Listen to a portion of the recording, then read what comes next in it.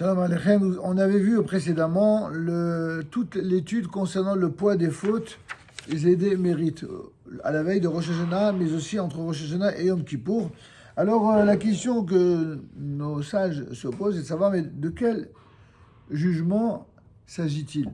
En effet, si nos hachamim, nos sages, ont enseigné dans la Mishnah que le jour de Rosh Hashanah, tous les hommes sont jugés. En vérité, ce jugement ne concerne que la vie terrestre. Qu'est-ce que ça veut dire? Il sera décidé en ce jour si, dans l'année qui commence, l'homme mérite de vivre en paix, s'il mérite de réussir dans ses entreprises, ou si, en fin de compte, cette vie sera pour lui une année, Dieu nous en préserve, une année d'épreuves douloureuses. En d'autres termes, bien plus que un jugement sur l'année passée, c'est plutôt par rapport à l'objectif, par rapport au fait d'avoir ou non fait Teshuvah. Comment l'année sera vécue dans les jours qui vont suivre en fonction des prises de décision. Beaucoup pensent que ce que Dieu va juger, c'est uniquement les bonnes actions et les fautes qui ont été réalisées durant l'année qui a suivi. Alors c'est vrai que ça rentre en considération énormément, mais qu'est-ce qui va l'emporter en termes de jugement? C'est sur ce qu'on aura décidé. D'abord, depuis ce dont on a parlé précédemment, à savoir cette fameuse préparation des 40 jours avant Kippour ou 30 jours avant Rosh Hashanah, depuis Rosh Chodesh Elul, les bonnes intentions, les bonnes dispositions, tout ce qu'on a été prêt à réaliser pour devenir meilleur, pour devenir plus grand, pour regretter ses fautes, s'amender devant Dieu, s'engager à ne pas les recommencer. Et si on a vraiment fait ce qu'on appelle la Teshuvah, alors ça va changer complètement la nature de la décision divine. En quelque sorte, Dieu, il ne demande que cela. Un peu comme un père qui aime ses enfants. Et un père qui aime ses enfants, il n'a envie que du bien pour ses enfants. Il n'a pas envie, il leur souhaite pas du mal, il leur souhaite que du bien. Ce bien-là, attention, voilà. Ce bien en question, c'est un bien qui est réalisé dans le but d'être différent de ce qu'on était avant. Tout ce que nous faisons en termes de bien, tout ce que nous faisons en termes de respect des commandements divins, c'est pour essayer d'être chaque jour meilleur que la veille. C'est le programme permanent d'un juif toute sa vie. Alors simplement, évidemment, malgré cette intention sincère et sérieuse, il arrive parfois que l'on flanche. Alors comment s'en sortir? Quelqu'un qui se laisse impressionner par les échecs, alors il va baisser les bras. On appelle ça un loser. Un loser, c'est quelqu'un qui baisse les bras dès qu'il y a un problème, dès qu'il y a une difficulté, et qui a le moral cassé. Il faut au contraire se renforcer. Il ne faut pas regarder le passé avec un esprit de contrition excessive, mais juste ce qu'il faut pour prendre conscience de la faute, de la gravité d'une faute, lorsque la faute, elle est en contradiction avec la volonté d'Akadosh Baruch Hu, c'est vrai. Mais une fois qu'on a pris conscience de cela, il faut savoir que le fait de regretter sa faute et le fait de changer, c'est la seule manière de s'en sortir. La seule manière de devenir meilleur, de devenir plus grand, de devenir plus fort, plus opiniâtre devant toute forme de séduction ou de transgression.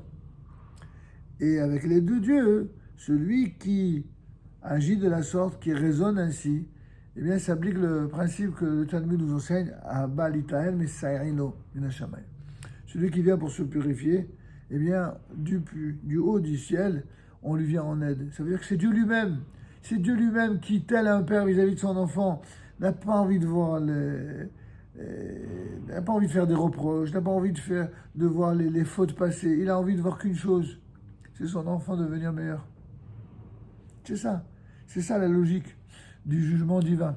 Et c'est très important pour nous renforcer. En tout cas, il sera décidé en ce jour, justement, dans l'année qui commence, si l'homme mérite de vivre en paix, de réussir ses entreprises, ou si elle sera pour lui une année d'épreuves douloureuses que Dieu nous en préserve. Et c'est ainsi que nos sages s'expriment. Dans la deuxième partie du Moussaf, qui sont celles qu'on appelle les Zichronot.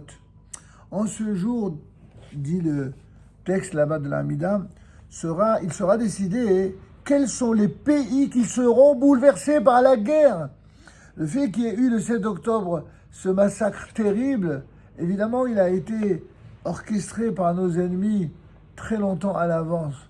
Mais si c'est justement ce jour-là que cela s'est réalisé, c'est parce que malheureusement, ce jour-là a été décrété, le Rosh Hashanah d'avant, qu'il en serait ainsi.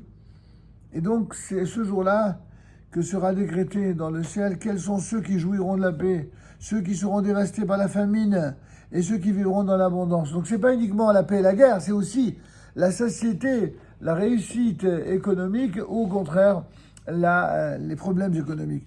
Il sera décidé également pour les créatures qui vivra et qui mourra. Pourquoi les créatures, dit le texte? Parce que les créatures, ça n'inclut pas que les juifs. Ça inclut toutes les créatures de la terre qui sont des créatures de Dieu, juifs ou non juifs. Et d'ailleurs, ça ne concerne pas que les individus, mais aussi les collectivités, donc les États, les nations. En conclusion, à Rosh Hashanah, Dieu va peser les fautes et les mérites de chaque homme. Et Akadosh Baruch Hu va décider en conséquence ce qui lui est destiné dans l'année nouvelle. Mais le jour de la mort, eh bien, Dieu le jugera sur sa vie terrestre toute entière. C'est pas uniquement l'année passée, l'année future. C'est pour toute sa vie. Il faut que quelqu'un meure physiquement, il est jugé sur la totalité de la vie, y compris la totalité des Rosh Hashanah.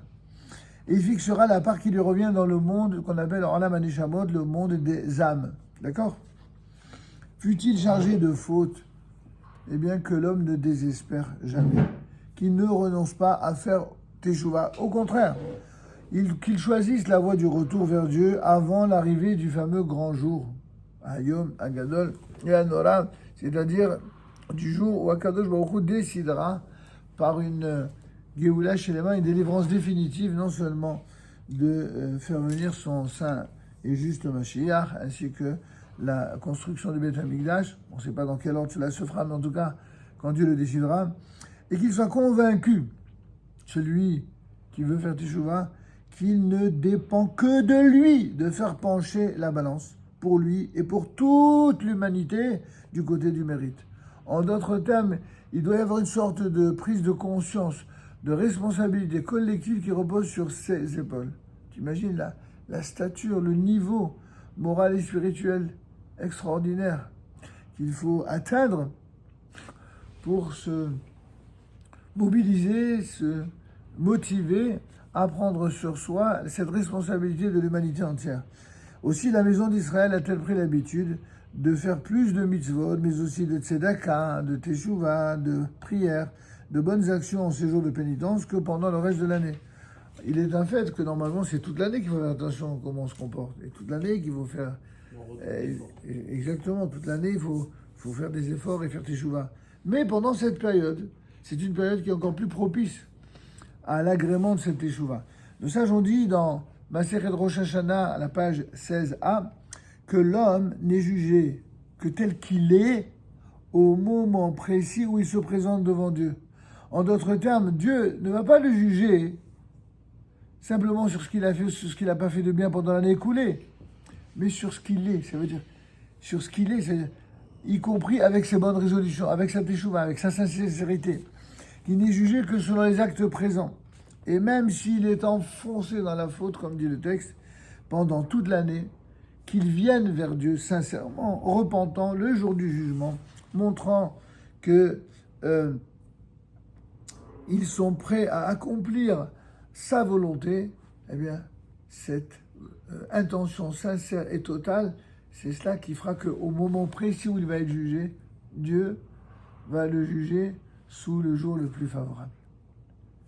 D'accord ?